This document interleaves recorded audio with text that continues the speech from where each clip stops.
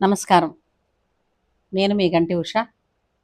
నా మిత్రులకి, శ్రేయోభిలాషులకి, సబ్స్క్రైబర్స్కి అందరికీ కూడా కృతజ్ఞతలు, శుభాభినందనలు.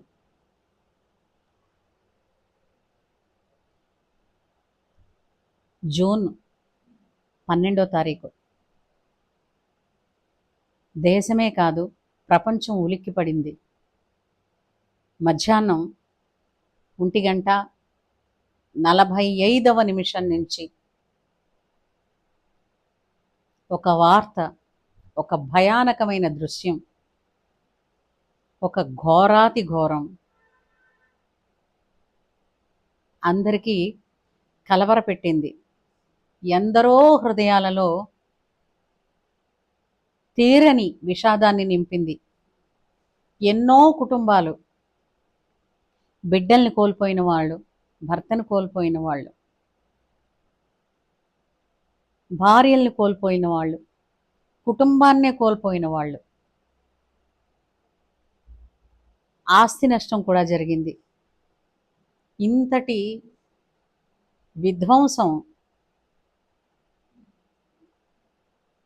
ఇది ఘోరకలి ఇంతవరకు ఎప్పుడు చూడలేదు. ఏంటో మీకు తెలుసు కదూ, అహ్మదాబాద్లో జరిగినటువంటి ఘోరాతి ఘోరమైన విమాన ప్రమాదం. మృత్యుంజయుడైనటువంటి ఒకే ఒక్కడు రమేష్ అన్నతను బయటపడడం, ఆయన అంటే ఇక్కడ చూడండి, మిరాకిల్స్ జరుగుతాయా ఉన్నాయా అనడంలో ఇది నిజంగా కనపడుతోందిగా. ఆయన తల్లి కడుపు చలవ ఎంత గొప్పదో కానీ ఆయన బిడ్డల ప్రేమ, కుటుంబం ప్రేమ ఆయన మీద ఉన్నది ఎంత గొప్పదో తెలియదు కానీ ఆ సీటు ఊడిపడడం ఏమిటి, ఆయన పడిపోవడం ఏమిటి, ఆయన బ్రతకడం ఏమిటి అంత ఎత్తి నుంచి. అంటే చూసారా, అంటారు పులి నోట్లో తల పెట్టాక బ్రతకడం అంటూ ఉంటుందా అని అంటారు చూసారా. ఇదిగో మార్కండేయుడులాగా తిరిగి బ్రతికి బయటకు వచ్చాడు.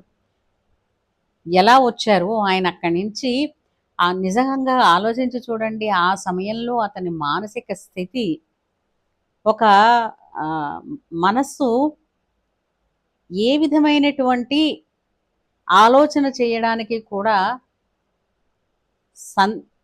దాన్ని ఏమిటంటారు, సమాయత్తం అవలేని పరిస్థితి, ఏం జరుగుతోందో కూడా అర్థం కానటువంటి పరిస్థితుల్లో అన్ని దెబ్బలతో ఉన్న ఆయన నడుచుకుని వచ్చేశాడు. ఆ దెబ్బల బాధ కూడా ఆయనకి తెలియలేదు. తర్వాత హాస్పిటల్లో వేశాక ఆయన ఒంటి నిండా ఉన్న కట్లు చూస్తే ఇన్ని కట్లతోటి ఆయన ఎలా నడిచొచ్చాడు అని అనిపిస్తుంది కదా. అదే తెలియనితనం. ఆ క్షణాన్ని ఏం జరుగుతుందో తెలియలేదు. కానీ ఆ ఎయిర్ హోస్టెస్లు, అందులో ఉన్నటువంటి 13 పసిపిల్లలు, కుటుంబాలు, తర్వాత గుజరాత్ మాజీ సీఎం గారు, ఏంటండి ఈ ఘోరం. పైలట్స్తో సైతం దేశమంతా ఒక్కసారి అవాక్కైపోయి బాధపడిపోయి, అది ఒక కడుపులో ఎలా అంటే అలాంటి బాధని రగిల్చిందేమో. ఎవ్వరము కూడా మనస్సులో లేదు.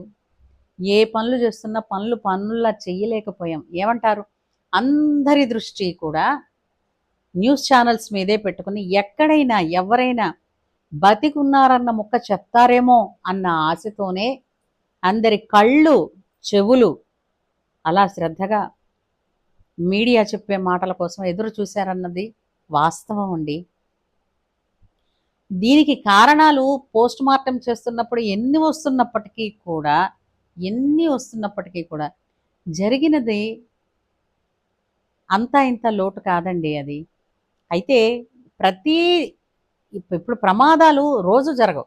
ఇప్పుడు అదే విమానం ఎంతో మందిని ఎన్నాళ్ళో ఎక్కడి నుంచి ఎక్కడికో తీసుకుని వెళ్ళి క్షేమంగా దించొచ్చిన రోజులు ఉన్నాయి. అలాగే ఆ పైలట్ గారు కూడా 8,000 గంటల పైచిలుకు అతనికి ఎయిర్లో ఎక్స్పీరియన్స్ ఉందంటే సామాన్యమైనది కాదు. అత్యంత అద్భుతమైనటువంటి ప్రపంచాన్ని, రంగుల ప్రపంచాన్ని సృష్టించుకుని కలలలో విహరిస్తూ అద్భుతమైన జీవితాన్ని ఊహించుకున్న ఆ 20 ఏళ్ల పిల్ల ఎయిర్ హోస్టెస్ ఏమండి, ఏం పాపం చేశారండి వీళ్ళందరూ కూడా కదా. అలాంటిది ఎక్కడో ఒక్కటి మనకి తెలియకుండానే ఒక చిన్న వెంట్రుక వాసి నిర్లక్ష్యం అండి. అది నిర్లక్ష్యం అనే అనుకోం. నిర్లక్ష్యంలాగా కూడా అనిపించదు.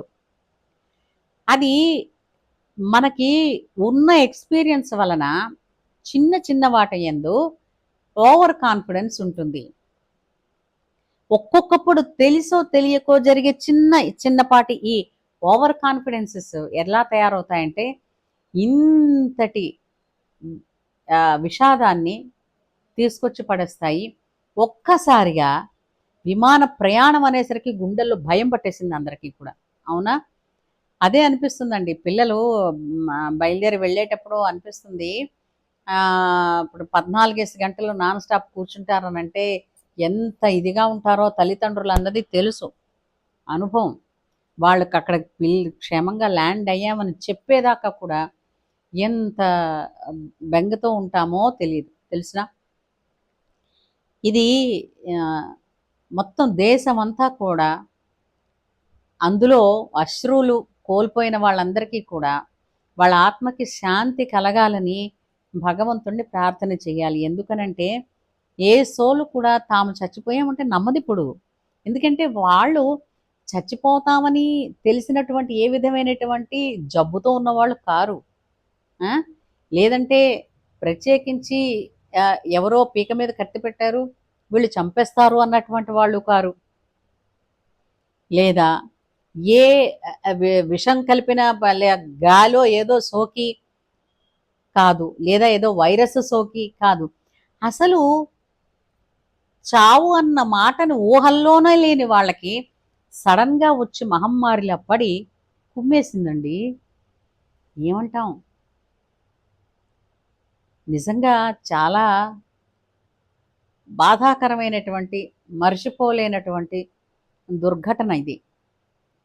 కానీ వాళ్ళందరి కోసం మనస్సు శాంతించాలని, వాళ్ళ కుటుంబ సభ్యులందరికీ కూడా ధైర్యాన్ని ఆ భగవంతుడు ప్రసాదించాలని, ఈ దెబ్బని, ఈ మానని గాయాన్ని తట్టుకునే శక్తి వాళ్ళకి ప్రసాదించాలని మనం భగవంతుడిని ప్రార్థించడం తప్ప వేరుగా ఏం చేయలేం.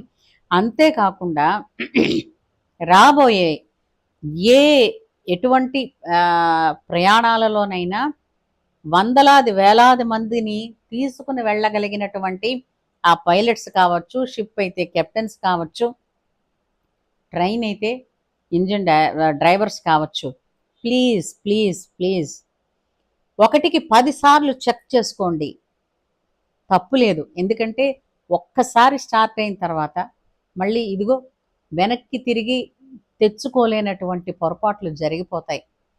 అంచేత దయచేసి ఆ సెక్యూరిటీ చెక్కులు ఏవైతే ఉంటాయో అవన్నిటినీ కూడా థరోగా చెక్ చేయండి. చేసేస్తున్నారులే రోజు జరుగుతున్నదేలే, ఆ చిన్నపాటిది ఉన్నా కూడా మనం వెళ్ళొచ్చేస్తున్నాం కదా. వద్దండి, ప్రతి క్షణం మన చేతిలో ఉండదు.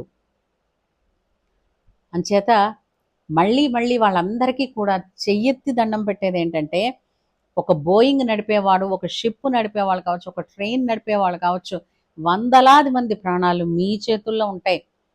కోర్స్ మీ ప్రాణమే ముందు ఉంటుంది, కాదని అనలేదు. కానీ మీకున్నటువంటి ఒక ఫెసిలిటీ ఏంటంటే పారాచూట్స్ ఉంటే మీరు దిగే అవకాశం ఉంటుంది.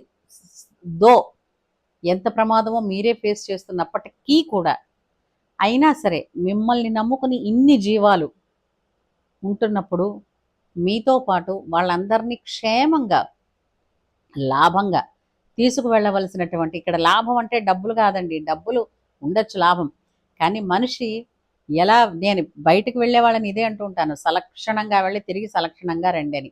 అంటే ఎలా వెళ్ళారో సలక్షణంగా అంత సలక్షణంగాను ఇంటికి రావాలని గుమ్మం దిగేటప్పుడు ఎప్పుడు కూడా ప్రార్థన చేస్తూ ఉంటాను. అలాగా మన ప్రయాణాలు అన్నీ సవ్యంగా జరగాలని కోరుకుంటున్నాను.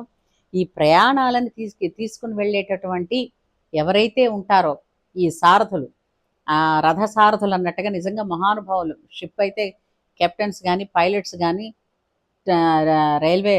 రైల్వేలో ఇంజిన్స్ డ్రైవర్స్ కానీ, గార్డ్స్ కానీ మరొక్కసారి సెక్యూరిటీ చెక్ని అస్సలు నిర్లక్ష్యం చేయకుండా 1కి 10 సార్లు చాదస్తమే అయినప్పటికీ కూడా అడిగి తెలుసుకుని చేయడం అన్నది ఒక అలవాటుగా పెట్టుకుంటే గనక అసలు ఇంకా ఊహించినటువంటి ఇలాంటి ప్రమాదాలు జరిగేటువంటి అవకాశాలు ఉండవు.